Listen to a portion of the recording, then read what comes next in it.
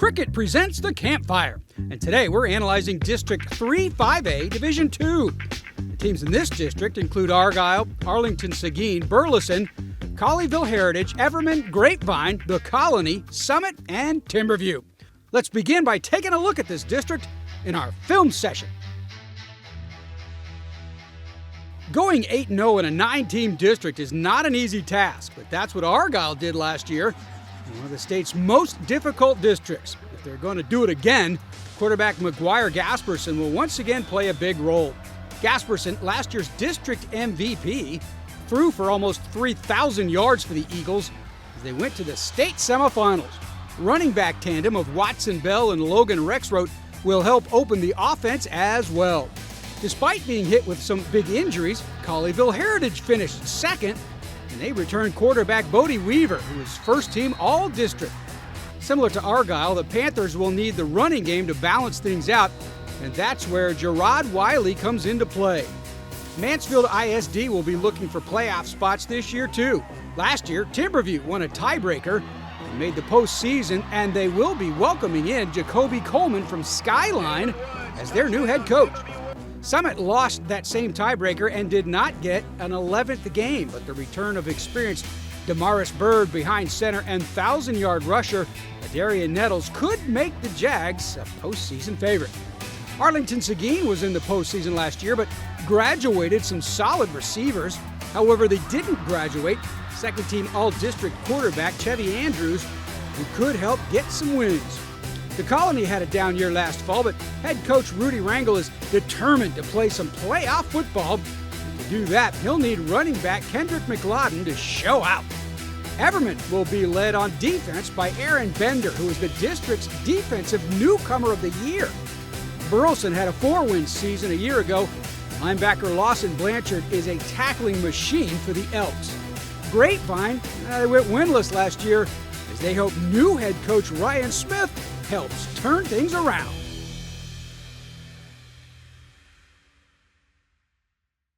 The Campfire is presented by Cricket. Smile, you're on Cricket. We love easy. Yeah! Players on the Rise is brought to you by Parker University. Do you or your student want a career training the world's best athletes? Check out our bachelor's degree in strength and human performance today. The Campfire is brought to you by Kubota, the #1 selling compact tractor in Texas. For details, visit gokubota.com. Kubota, because you can. For an even deeper look at 3-5A Division 2, here's producer Ward Fasold and insider Matt Diggs with the district breakdown. All right, Diggs, 3-5A Division 2. We got to talk about this district. It's a 9-team district. It's a packed district. It's got teams that were perennial playoff teams in the past. And they came in there and they only had 4 spots. 4 and 4 made them, but I feel like 5 or 6 could have. Talk to me if you feel like this is going to be an Argyle-type district again, or what's going to happen in District 3-5A. I think it's important to let our podcasters know that this is April 2025. We are not recycling content.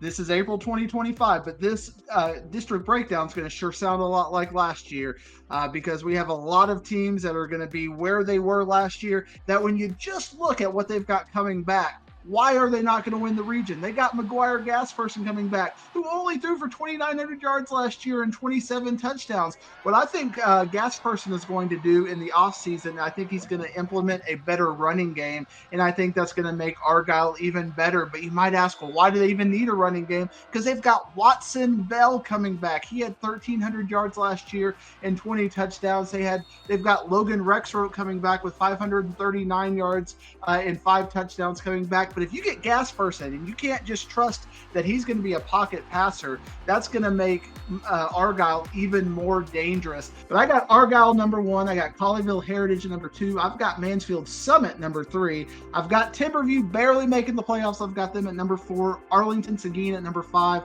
Burleson at #6. The Colony at #7. Everman at #8. And Grapevine at #9.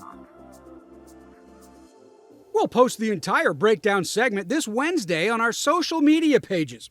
Now, let's take a look at some game changers in our Players on the Rise, presented by Parker University. 3-5A Division 2 has top-notch running backs aplenty, and that includes Argyle's Watson Bell. As a junior, Bell rushed for over 1,300 yards and 20 touchdowns as the Eagles went undefeated in district play and made it to the state semifinals. An absolutely elusive back and a master of misdirection, Bell was a first-team all-district rusher. Watson also a speedster. He runs in the 100 and 200 for Argyle track. The other first-team all-district running back was Adarian Nettles of Mansfield Summit, and he'll be returning as well. Nettles finished his junior year with over 1,200 yards rushing and 16 touchdowns. Adarian also averaged over 6 yards a carry, which means give it to him twice and move those chains. Nettles is a shifty back with great acceleration, but is also very patient in looking for holes. Adarian has offers from UNT, Louisiana Tech, and UTEP, among others. One of the best two-sport stars in this district is the Colony wide receiver, Xavier Green. He's a 4-star in hoops, and on the gridiron, he's also getting massive attention as well. Last year, he caught 50 balls for over 800 yards and 9 touchdowns. Green is a terrific route runner, and if you missed the initial tackle, Xavier looking at a house call. Green has a bunch of offers, including UNT, Houston, and Memphis. Let this be a warning to 3-5A quarterbacks. Timberview safety Chance Collins is out there, and he wants that ball. Collins intercepted 6 passes a year ago, broke up 8 more pass plays. Chance was also used on offense for the Wolves, where he picked up 531 all-purpose yards. But Buka, as he is called, is getting the most interest from his abilities in the defensive secondary. Collins has offers from Oklahoma State, Utah, and Texas Tech, among others.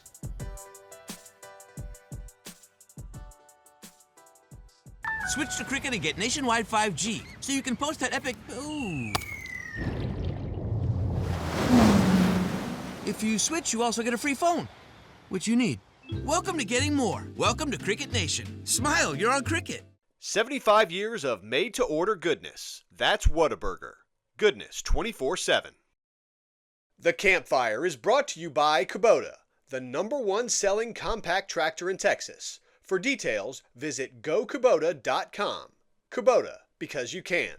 Our Ward Fasold caught up to the Colony head coach, Rudy Rangel, to talk about his Cougars in our Media Day segment. It's Media Day. We are joined with the Colony head coach, Rudy Rangel, talking 3-5A Division II. Coach, I'm going to throw you in a time machine first before we get started on your team. We're going to take you back to 2 Februaries ago when you're walking into Birdville Athletics Complex for the realignment, knowing that everybody else in Louisville ISD is 6A, and Frisco's got their own thing going on up there, and Capel isn't an option. You just know, you don't know where you're going to go, but you've accepted that, right? And probably you saw your order in Aledo and you're like, thank goodness, but now you're going to Mansfield, Argyle, you're talking to your bus drivers, get them buses gassed up because we're traveling all over the place. Talk to me about how you felt initially when you saw your district foes. Yeah, I mean, that's it's been 2 alignments in a row now where I literally go check where I think we're going to be. Then I look up at the district where I think maybe they could have put us. And then I have an assistant, both of the realignments of last year say, Coach, you're not going to believe where we are. And I look in a completely opposite direction of where I even remotely thought we were.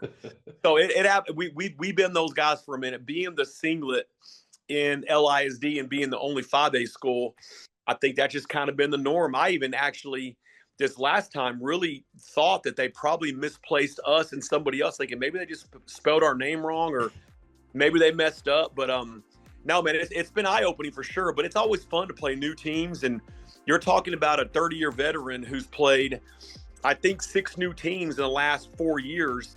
Awesome, Coach. It seems like you're ready. I appreciate you joining us. And for God's sakes, keep them boys healthy.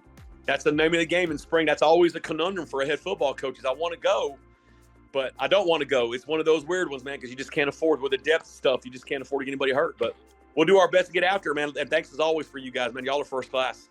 Thank you, Coach. Yeah, man. You can catch the entire interview Friday on our social media channels. Hey, that'll do it for this week's Campfire. Next week, we take a deep dive into equally tough district 4-5A Division II. Until then, have a great week, everybody.